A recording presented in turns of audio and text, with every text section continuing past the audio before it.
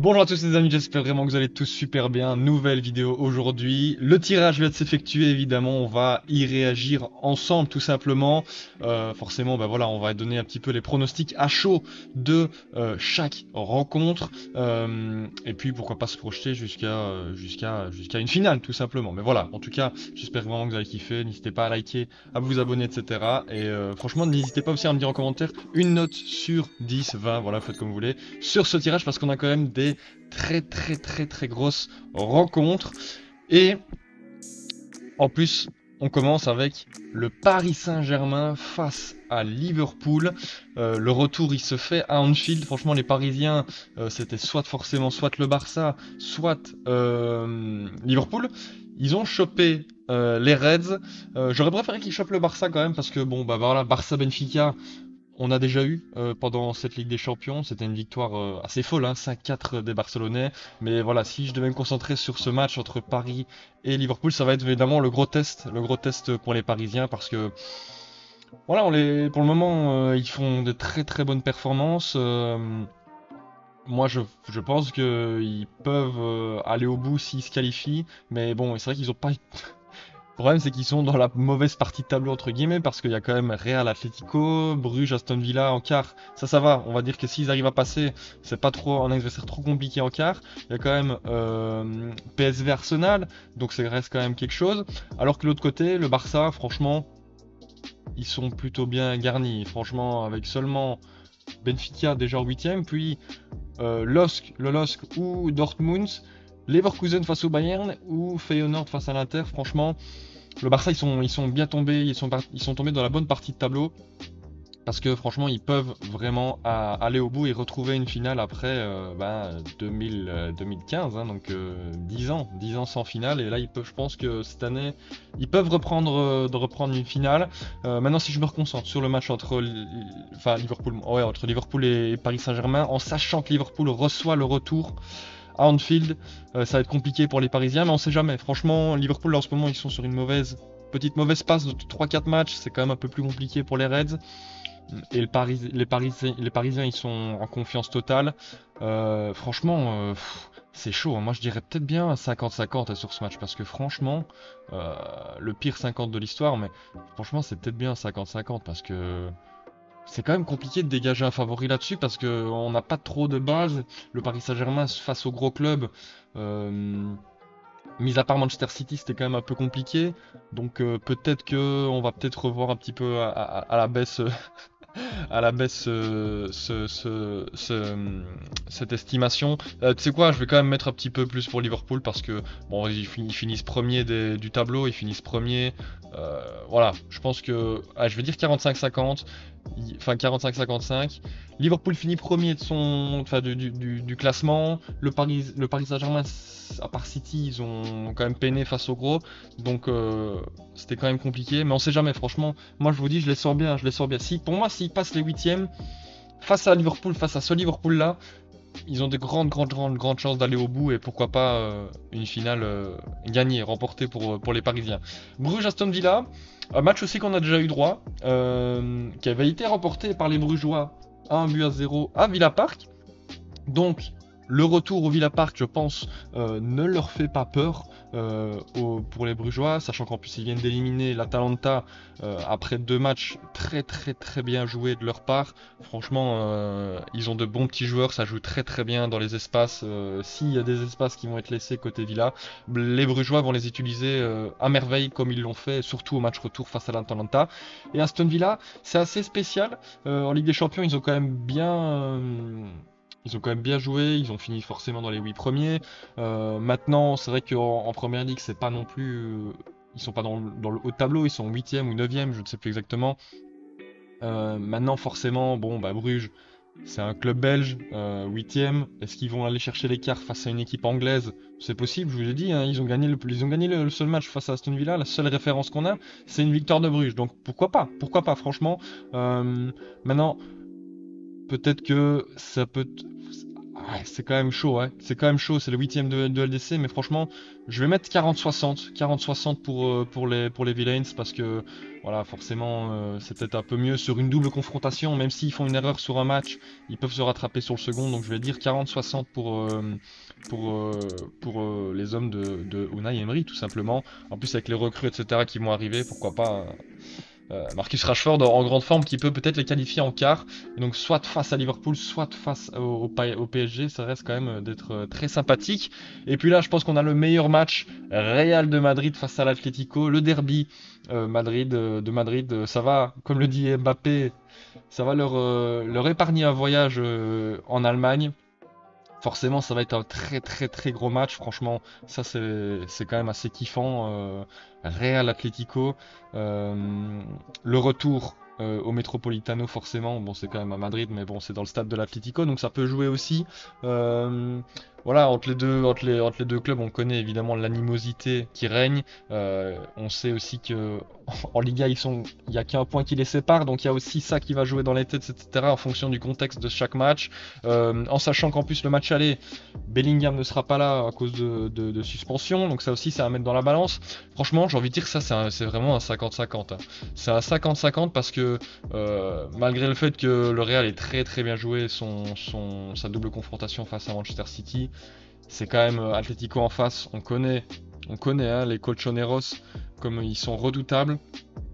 Et ils peuvent vraiment être très dangereux, très très dangereux. Ça peut être vraiment un piège pour les Madrilènes. Donc je vais mettre 50-50, mais franchement, ça, là, on va se régaler. On va se régaler. Real de Madrid, Atlético de Madrid, ça c'est vraiment très très cool.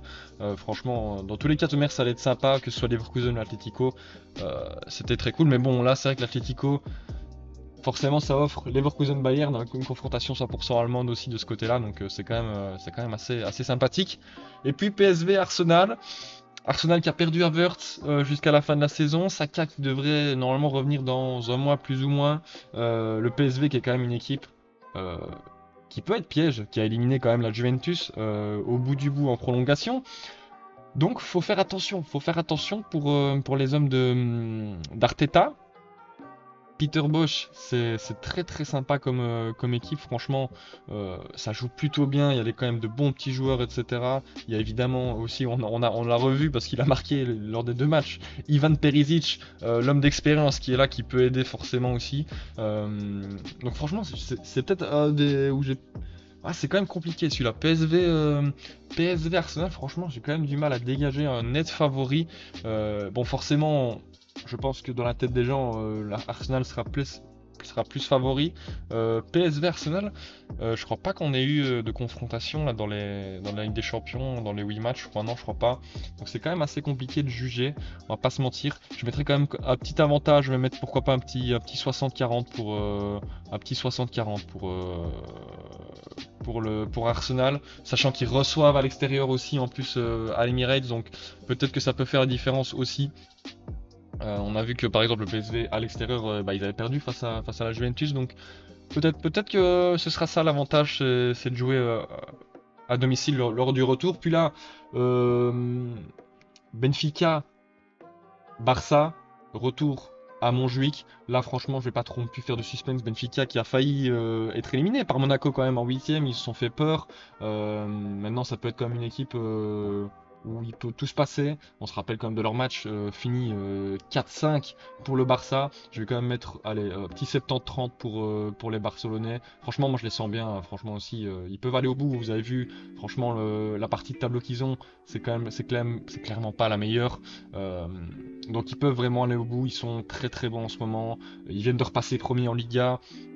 Donc franchement, ouais, ils peuvent le faire, ils peuvent le faire, ils peuvent le faire. Les, les, les Barcelonais, je pense que ils sont très très contents du tirage. Je pense franchement qu'ils sont très très contents du tirage.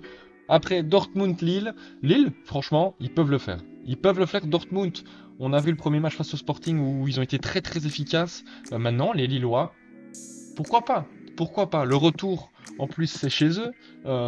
Donc, aussi, ça peut être compliqué. Après, l'aller au Signal Iduna Park, attention, aussi, ça peut être compliqué.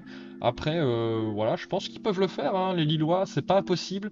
Et malheureusement, moi, après, ils chopent soit le Benfica, soit le Barça. Mais à mon avis, le Barça en quart. Là, ce sera un peu plus compliqué de négocier, mais franchement, les Lillois, pourquoi pas? Pourquoi pas, hein, je les exclus pas du tout de la course, entre guillemets. Franchement, je sais pas si vraiment Dortmund est favori là-dessus, hein. Franchement, ils ont montré les Lille qu'ils ont été très très forts. Ils ont gagné face à l'Atlético, ils ont gagné face au Real de Madrid, face au Feyenoord 6-1 quand même lors du dernier match.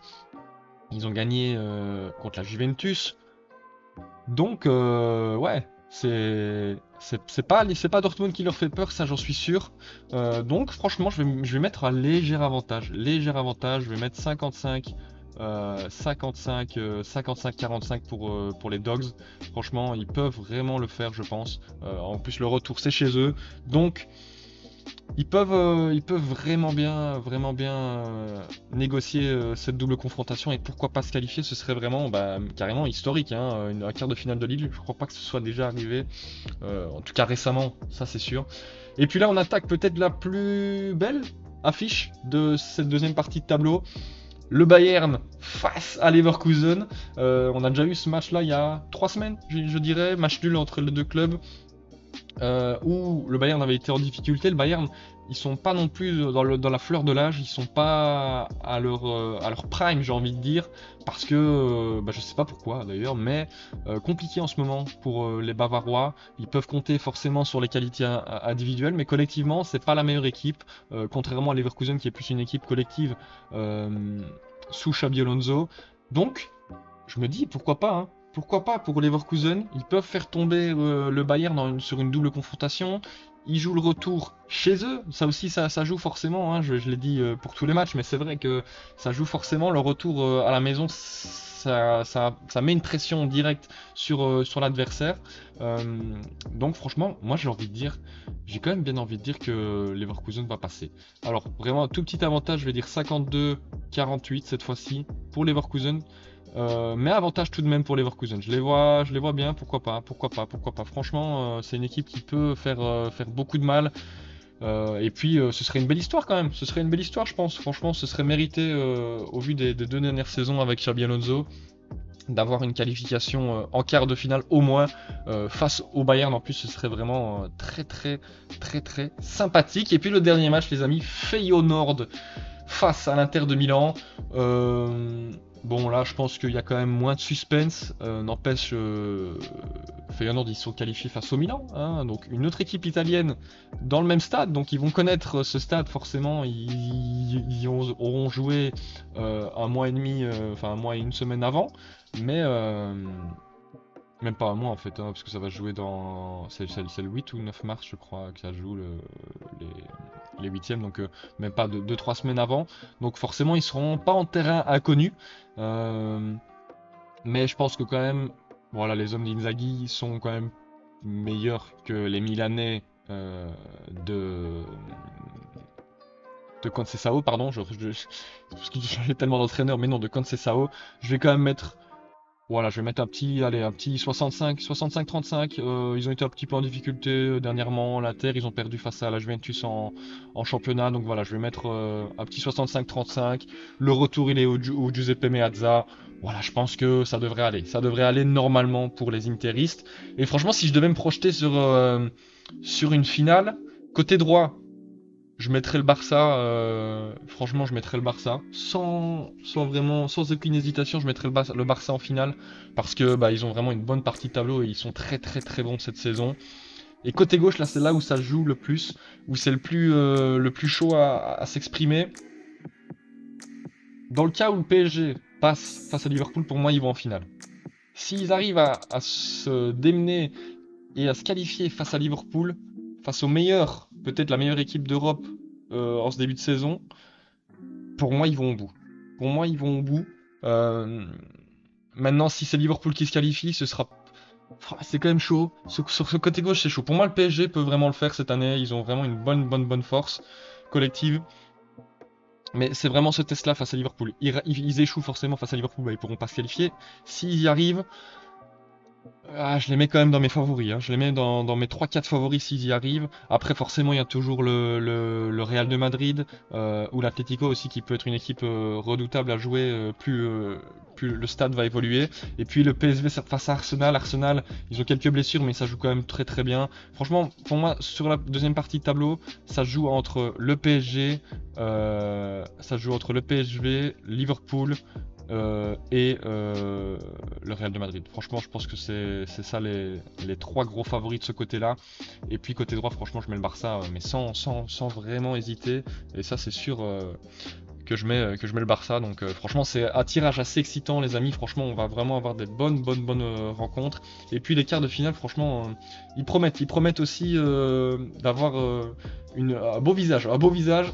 Donc voilà, les amis, j'espère vraiment que vous avez apprécié. C'était une vidéo en improvisation entre guillemets parce que bah, c'est sur le coup, juste après le tirage. Franchement, j'espère que vous avez kiffé.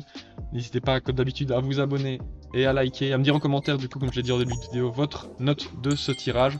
Je vous dis, les amis, à demain pour une nouvelle vidéo. C'était Venture. Ciao, ciao.